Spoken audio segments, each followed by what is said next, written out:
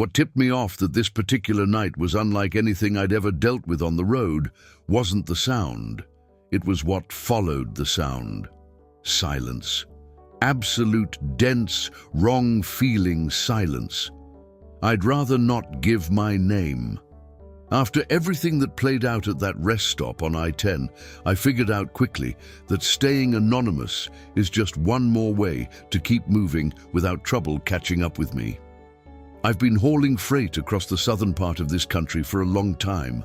I've memorized every sun-bleached stretch of highway, dealt with blown engines, shredded rubber, and transmissions that gave out in the most inconvenient places imaginable. But none of that prepared me for the kind of stillness that came off that lot at 2 in the morning out in the Arizona desert. If you're the kind of person who stays for stories like this, go ahead and hit like and subscribe right now before we go any further. That way you won't miss what's coming next. Your engagement is what tells YouTube to put these in front of more people who'd want to hear them. Now, let's get into it.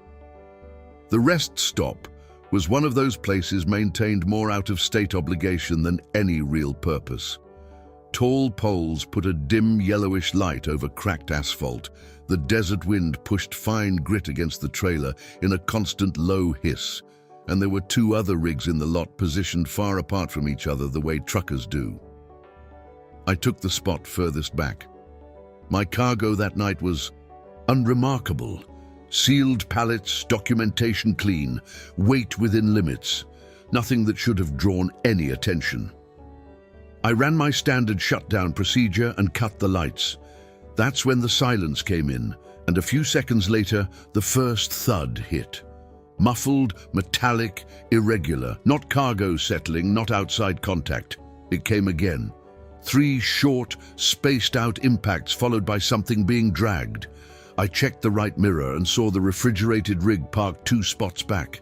The reefer unit was completely off. No hum, no vibration, and yet something inside it was moving. I sat there running every rational explanation I had. Eventually, I made the choice I've regretted 100 times in the years since. I stepped out to check. The pre-dawn air was dry and sharp, the gravel under my boots annoyingly loud with every step. The trailer had no logo, dust caked low on the panels, seals on the rear doors visibly intact, no sign of forced entry. I pressed my hand to the side. Cold. Metal, no vibration. Then it came again, clearer than before. 3 patient rhythmic impacts. There was intention in it. There was someone counting on being heard. My first thought was that someone had gotten themselves trapped. My second was less charitable, not my problem. I scanned for the other driver. Dark cab, curtains drawn, no company markings. Then headlights swung in from the highway. A pickup was pulling into the lot at a pace far too slow for anyone just stopping to stretch. It curved deliberately and positioned itself directly behind my rig. Engine running, high beams locked onto my mirror. I didn't sprint back, and I've never fully forgiven myself for that. I kept my posture even and moved toward my cab in measured steps. The pickup sat there idling, waiting for something to happen. The high beams cut out, but the vehicle didn't move. Then the door opened, slow, controlled, and a man stepped down carrying something long at his side. He walked toward the rear of my trailer with the unhurried precision of someone who'd run through the plan before. No shouting, no urgency, just method. I reached my cab door, took the 2 steps in one motion, and was inside. Central lock, ignition, both almost simultaneously. Before the engine finished catching, something cracked into the passenger window. The first impact spread fractures across the glass in under a second. The second punched clean through. Fragments scattered across the dash and caught my forearm as he reached in for the door handle. Whatever he was using wasn't improvised. He knew which part of that window would give fastest. No deliberation, only sequence. Clutch, key, accelerator. The truck rolled forward at the exact moment he lost his footing. The pickup was blocking my front exit, so I cut a hard angle out of the bay, trailer lagging before it pulled into line. Something hit the side of the cab as I cleared the lot. I didn't stop. The pickup tracked me on the I-10 on-ramp for a stretch. Headlights flashing in what I assume was meant to rattle me. I held my line. After a couple of miles, it fell back and disappeared. No extended chase, no escalation. Just a clean withdrawal from people who came up short. I drove without slowing for a long while, cold air pouring through the broken window, forearms stinging where the glass caught me. What I couldn't set aside was the question I kept circling. What would have actually happened if I'd opened those trailer doors? The sounds I heard before that pickup arrived weren't random. They were measured, patient, designed to be just alarming enough to pull a driver out of his cab. The timing of that pickup's arrival wasn't coincidence. It was the second half of something staged before I ever stepped out. I'd heard versions of this story at truck stops from Texas to New Mexico, always written off as road legend. That night changed my filing system on that. I got to a lit gas station and sat with my hands still locked on the wheel. The attendant asked about the window. I said robbery attempt and left it there. I didn't mention the refrigerator, the knocking, or any of the specific sequence. Some details are better left out of casual conversations. I still pass through that corridor of I-10 a few times a year. I've never gone back to that rest stop, and I've never fully resolved whether someone was actually in that trailer or whether the whole thing was mechanical. Sounds on a loop, built purely to manufacture a reason for a driver to leave the cab. What I know is that nothing about it was improvised. It was designed, rehearsed, and run with patience. That kind of cold precision is what still comes back to me when I think about it. My name is Travis Cole, 40 years old, driving long western routes for close to 2 decades. I've always held the belief that an empty road means a peaceful run, especially on Nevada state highways where the sky is wide and the horizon keeps retreating. That belief got tested hard. One night on a road running well off the main corridor, I was holding steady speed, dashboard glow, the only light in the cab, the world outside just unbroken dark. I had no reason to think anything was about to happen. I spotted him on the shoulder beside a broken-down sedan, hood up, hazard lights pulsing orange against the desert floor. The road behind me was empty. I slowed, stopped, and let him in, because the alternative felt like the kind of choice you spend time regretting. He walked too, the cab, with steps too composed for someone who'd been stranded in the dark for any length of time. He said the car had quit on him, and he needed a ride to the nearest station 20 or 30 kilometers up. I hesitated before I unlocked the door. Something in me was already trying to register what my gut already knew. He settled into the seat with the familiarity of someone returning to a known space. I got back up to speed. We were under a minute into silence when he looked forward and mentioned that my daughter should be starting high school that year. No photo on the dash, no sticker, no family marker of any kind visible in the cab. Then he said her full name, clearly, correctly, and still hadn't offered his own. I kept my eyes on the road and tried to find a rational explanation. I asked him how he knew her name. He said certain information is accessible when you pay consistent attention. He said it the way you'd comment on traffic conditions. No edge, no emphasis, just observation. I started bleeding off speed, 2 or 3 kilometers per hour at a stretch. Nothing sudden, nothing that would read as a reaction. He noticed anyway, commenting that I usually drive a touch over the limit when I'm alone. I hadn't disclosed my habits. I asked his name. He gave a short, generic first name and nothing else. No surname, no reciprocation. It felt like we'd already moved past the stage where introductions served him any purpose. While he adjusted his position, his pant cuff rode up and I caught it. A narrow blade fitted into a sheath along the inside of his boot, right hand resting close, within easy reach. I locked that detail away and kept my eyes forward. I was still above 90 in open desert. Hard braking at that speed was off the table. Accelerating handed him an advantage I couldn't afford to give. I needed a choice that didn't look like one. The dashboard showed a maintenance pull-off coming up, a low-profile access road used for equipment storage. Open ground, good sight lines in all directions. Getting there without triggering anything was the only objective. He shifted again, hand drifting slightly closer to the handle.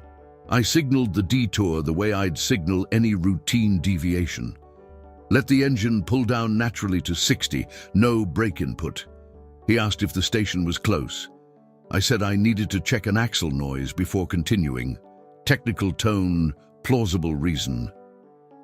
The truck eased into the maintenance area, wide open gravel floor, work lights far enough apart to leave long shadows. I set the parking brake with even pressure and kept the engine running. Every movement was calibrated to look unremarkable for as long as possible.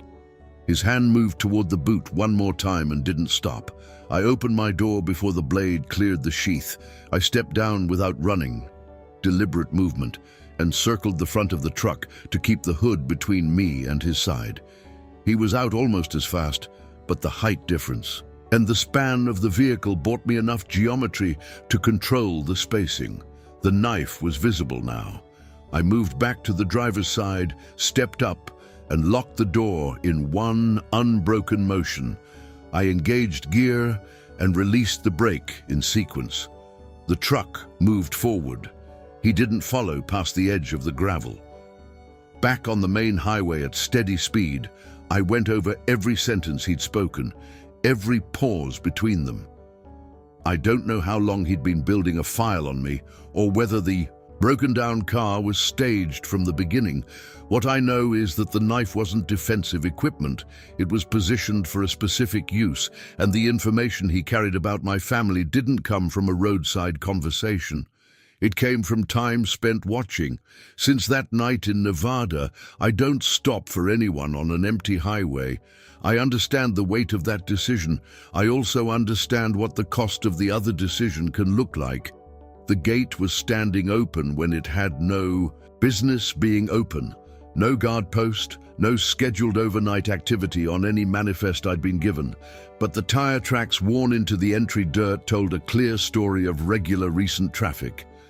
Something was wrong before I ever cut the engine. My name is Caleb Turner, and I've been running freight through the Southwest long enough to develop a reliable read on when a location is operating outside its own stated rules. The company directive was simple.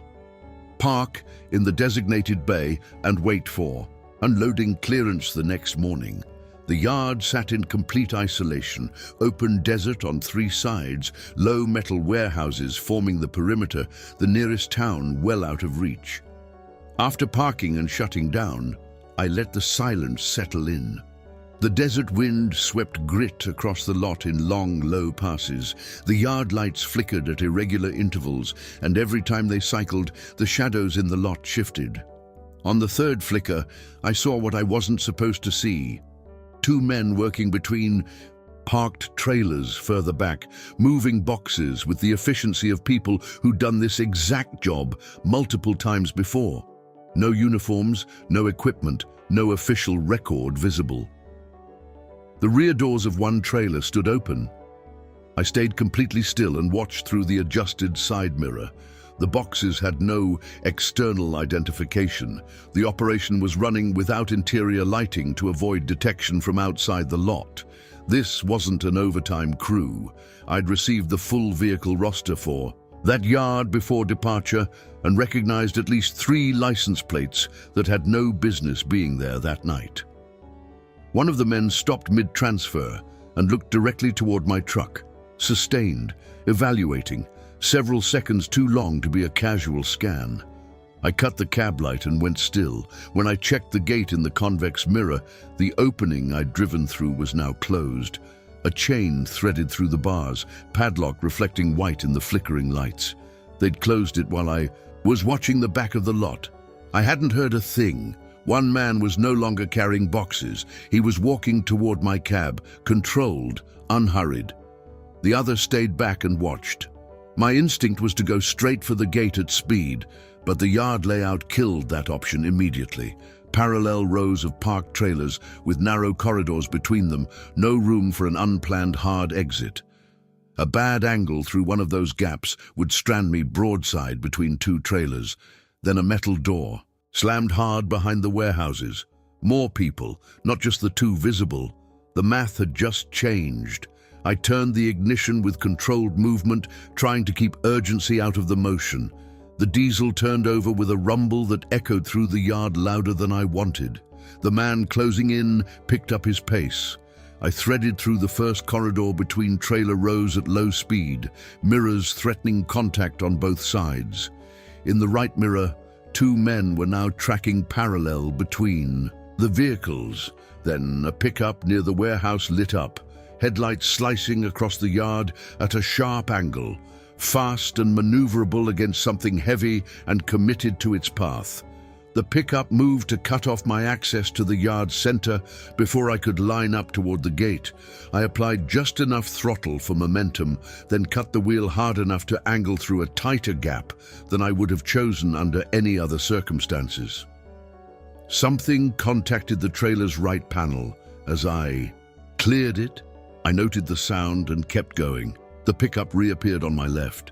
I held the straight line for a measured stretch, then turned hard right into a narrower corridor. Too tight for the pickup to match my speed without risk. The truck's weight kept me planted. The pickup was forced to route around. Coming out of that corridor, I aligned directly on the gate. The chain was still in place, padlock intact. No time to exit and deal with it manually, and no other way out of that yard. I held the approach steady. The pickup made one more attempt to close the angle. I kept my trajectory. The grille hit the gate structure and the padlock snapped under the combined weight and inertia. The panels folded outward. The truck pushed through, dragging part of the framework, and then the asphalt of the service road was under the wheels. In the mirror, the pickup stopped at the damaged gate. They didn't follow. I filed a basic incident report once I had a signal. Suspicious activity. Unauthorized vehicles, unlawful gate closure. I kept the specifics of the cargo transfer and the faces out of it. What I knew for certain was that nothing about that operation was improvised. The gate had been managed deliberately, the vehicles pre-positioned, the transfer running on a schedule that existed nowhere in my paperwork. I'd parked in the middle of an active operation, been made and locked in before I could leave clean. Since that night, I don't enter an unmanned yard without verifying through at least two independent sources, regardless of what the schedule says or how time-sensitive the delivery is. The road gives you one hard lesson at a time. If you survive the difficult ones, you treat them like the education they are. My name is Caleb Turner, and if this work has taught me one thing above everything else, it's that isolation out here is not the same thing as safety. Sometimes it's the exact opposite. If you made it to the end of this, drop a like and tell me in the comments which of these accounts hit closest to home. Tell me where you're watching from and what time it is there right now. That real interaction is what helps YouTube push this content to more people who'd want to hear it. And if you're not subscribed yet, go ahead and do it so the next one lands right in your feed. Thanks for being here. Drive safe.